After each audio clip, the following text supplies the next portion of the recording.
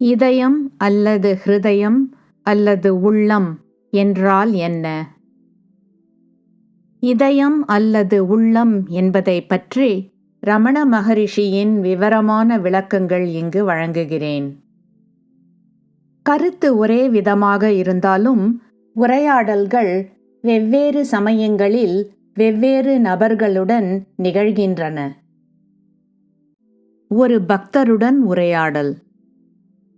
மகரிஷி: இதயம் என்பது சாதாரணமாக மார்பின் இடது பக்கத்தில் இருக்கும் தசை உறுப்பாக கருதப்படுகிறது.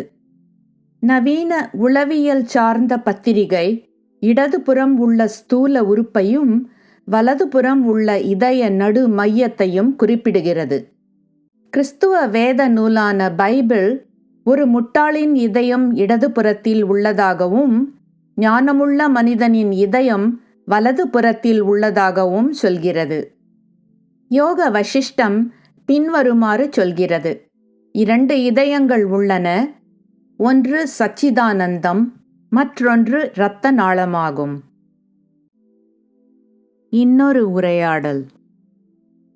மகரிஷி: நீங்கள் இதயத்தை மனதால் அறிய முடியாது. பிறகு மகரிஷி தனது மார்பு பிரதேசத்தின் வலது பக்கத்தை சுட்டிக்காட்டியபடி சொன்னார்: இதய மையம் இதோ இங்கு உள்ளது என்று நான் சொல்லும்போது அதை நீங்கள் கற்பனையால் உணர முடியாது. கற்பனை செய்வதை விட்டுவிட்டு உங்களது சுயஸ்வரூபமாக இருப்பதுதான் ஒரே நேரடியான வழி. அதை உணரும்போது நீங்கள் தானாகவே அங்கு இதய நடு மையம் இருப்பதை உணருவீர்கள். இதுதான் மறைநூல்களில் ஹிருத் குஹ அருள், அதாவது இதய குகையில் உள்ள அருள், உள்ளம், உள்ளது, ஹிருதயம் என்றெல்லாம் குறிப்பிடப்படும் நடு மையமான இதயம் ஆகும். இன்னொரு உரையாடல். மகரிஷி: நான் உங்களை உடலில் எங்கிருந்து நான் எழுகிறது என்று பார்க்கச் சொல்கிறேன். ஆனால் நான் என்பது மார்பின் வலது பக்கத்தில் எழுகிறது என்றும் அதில் ஒன்று சேர்ந்து இணைகிறது என்றும் சொல்வது உண்மையில் சரியில்லை. ஏனெனில் இதயம் என்பது உண்மை சுயஸ்வரூபத்திற்கு இன்னொரு பெயராகும். அது உடலில் உட்புறமும் இல்லை, வெளிப்புறமும் இல்லை. அதற்கு உள்ளும் புறமும் கிடையாது. ஏனெனில் அது மட்டுமே உள்ளது. இன்னொரு உரையாடல். மகரிஷி: வேதங்களிலும் மறைநூல்களிலும் இதயம் என்பது நான் என்னும் கருத்து எழும் இடத்தை குறிப்பிடுவதற்காக உபயோகிக்கப்படுகிறது. அது என்ன, ஒரு தசை பந்திலிருந்தா எழுகிறது? அது நமக்குள் நடுவில் எங்கிருந்தோ எழுகிறது. இந்த நான் என்பதற்கு ஒரு குறிப்பிட்ட இடம் கிடையாது. எல்லாமே ஆன்மாதான். அதை தவிர வேறு எதுவுமே கிடையாது. எனவே நாம் நான் என்று கருதும் நமது முழு உடம்பையும் முழு பிரபஞ்சத்தையுமே இதயம் என்று குறிப்பிடலாம். ஆனால் பக்தருக்கு உதவியளிக்க அவருக்கு பிரபஞ்சத்திலும் உடலிலும் ஒரு திட்டவட்டமான பகுதியை குறிப்பிட வேண்டும். எனவே இதயம் ஆன்மாவின் இருக்குமிடமாக சுட்டிக்காட்டப்படுகிறது. ஆனால் உண்மையில் நாம் எங்கும் இருக்கிறோம்.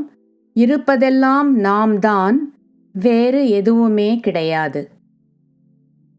இன்னொரு உரையாடல். ஒரு படித்த இளைஞர் மகரிஷியை கேட்டார்: உயிரியல் அறிஞர்கள் இதயம் இடது புறத்தில் உள்ளது என்று நிர்ணயித்திருக்கும் போது நீங்கள் எப்படி இதயம் வலது புறத்தில் இருக்கிறது என்று சொல்கிறீர்கள்? இளைஞர் அதிகாரப்பூர்வமான ஆதாரம் கேட்டார். மகரிஷி: உண்மைதான். உடலின் இதயம் இடது பக்கத்தில்தான் உள்ளது. இதை மறுக்க முடியாது. ஆனால் நான் குறிப்பிடும் இதயம் உடல் சார்ந்ததில்லை. அது வலது பக்கத்தில்தான் உள்ளது. இது எனது அனுபவம். வேறு ஆதாரம் எனக்கு தேவையில்லை. இருந்தாலும் இதற்கு ஆதாரத்தை ஒரு மலையாள ஆயுர்வேத நூலிலும் சீதா உபனிஷதத்திலும் காணலாம். பிறகு மகரிஷி சீதா உபனிஷதத்தின் மந்திர வரிசையை மேற்கோள் காட்டினார். மலையாள ஆயுர்வேத நூலிலிருந்து செய்யுள் வரிசையை உரைத்தார். இன்னொரு உரையாடல். மகரிஷி: நீங்கள் எப்போதும் ஆன்மாவில்தான் இருக்கிறீர்கள். அதை அடைவதற்கு ஒன்றும் இல்லை. பக்தர்: நீங்கள் இதயத்தை தியானத்தின் இருப்பிடமாகச் சொல்லியிருக்கிறீர்கள்.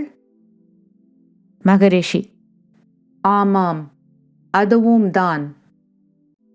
பக்தர்: இதயம் என்றால் என்ன?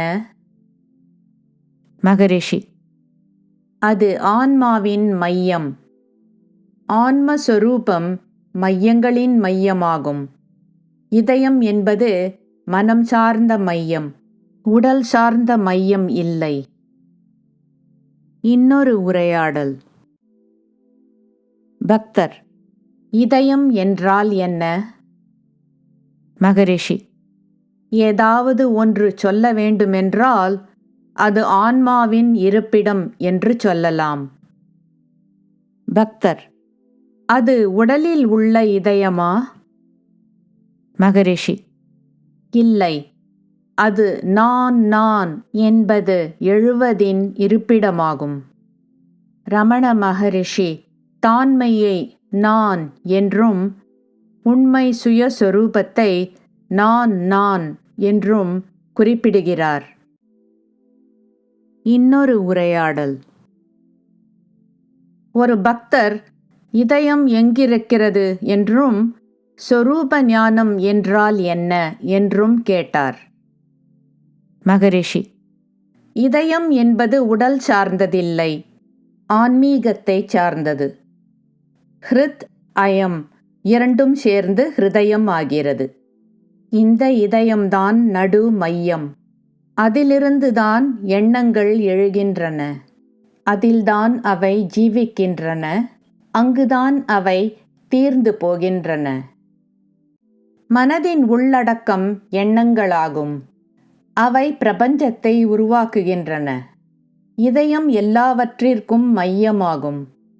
யதோவா இமானி பூதானி ஜாயந்தே, அதாவது எதிலிருந்து ஜீவர்கள் உயிர் பெறுகின்றனரோ, இதுபோல உபனிஷதங்களில் குறிப்பிடப்படும் பிரம்மன்தான் இதயம் ஆகும். பிரம்மன்தான் இதயம். பக்தர்: இதயத்தை உணர்வது எப்படி? மகரிஷி: ஒரு நொடிக்கு கூட ஆன்மஸ்வரூபத்தை உணராதவர் யாருமே இல்லை. ஏனெனில் சுயநிலையை விட்டு பிரிந்திருப்பதாக யாரும் ஒத்துக்கொள்வதில்லை. அவரேதான் ஆன்மா. ஆன்மா இதயத்தில் உள்ளது. பக்தர்: எனக்கு தெளிவாகவில்லை. மகரிஷி: ஆழ்ந்த தூக்கத்தில் நீங்கள் இருக்கிறீர்கள். விழித்திருக்கும் போதும் நீங்கள் இருக்கிறீர்கள். ஒரே ஆன்மாதான் இரண்டு நிலைகளிலும் உள்ளது. உலகத்தை உணர்வதும் உணராமல் இருப்பதும் தான் ஒரே வித்தியாசம். உலகம் மனதுடன் எழுகிறது, மனதுடன் அஸ்தமமாகிறது. எது எழுகிறதோ பிறகு மறைகிறதோ அது ஆன்மஸ்வரூபம் இல்லை. ஆன்மா இதைவிட வேறானது. அது மனதை எழச் செய்வித்து பிறகு அதை தாங்கிக் கொண்டு பிறகு முடிவடையச் செய்கிறது. எனவே ஆன்மாதான் அடிப்படையான ஆதாரம்.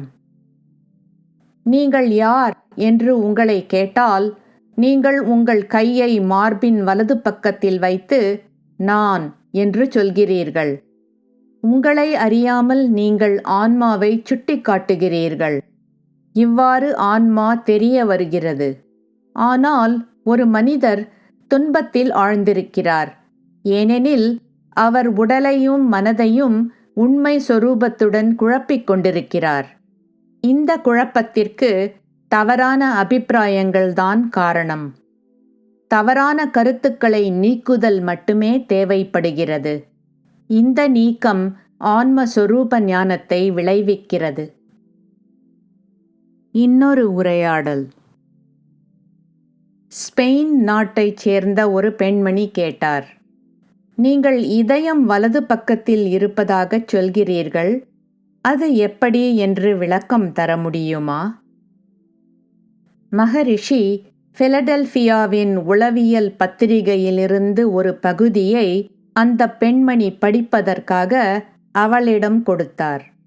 பிறகு சொன்னார், நான் எங்கிருந்து எழுகிறதோ அந்த இடம்தான் இதயமாகும். பக்தர்: அதாவது உடல் சார்ந்த இதயத்திலிருந்து ஆன்மீக இதயம் வேறுபட்டது என்று குறிப்பிடுகிறீர்களா? மகரிஷி: ஆமாம், இது ஸ்ரீ ரமண கீதையின் 5வது அத்தியாயத்தில் விளக்கப்பட்டிருக்கிறது. பக்தர்: இதயத்தை உணரும் ஒரு நிலைப்படி ஏதாவது உள்ளதா? மகரிஷி: இது எல்லோருடைய அனுபவத்திலும் உள்ளது. ஒவ்வொருவரும் நான் என்று சொல்லும்போது தனது மார்பின் வலது புறத்தை தொடுகிறார். இன்னொரு உரையாடல். ஒரு நீதிபதி கேட்டார். இதயம் வலது புறத்தில் உள்ளதாகச் சொல்லப்படுகிறது. உடலில் அது இடது புறத்தில் உள்ளது. மகரிஷி: ஆன்மீக அனுபவத்தை பற்றி பேசப்படுகிறது. பக்தர்: அது என்ன, மனம் சார்ந்த இதயமா? மகரிஷி: ஆமாம். பக்தர்: அது வலது புறத்தில் உள்ளது என்பதை எப்படி அறிவது? மகரிஷி: அனுபவத்தின் மூலமாக. பக்தர்: அதற்கு ஏதாவது அறிகுறி இருக்கிறதா? மகரிஷி: உங்களையே சுட்டிக்காட்டிக் கொண்டு பாருங்கள்.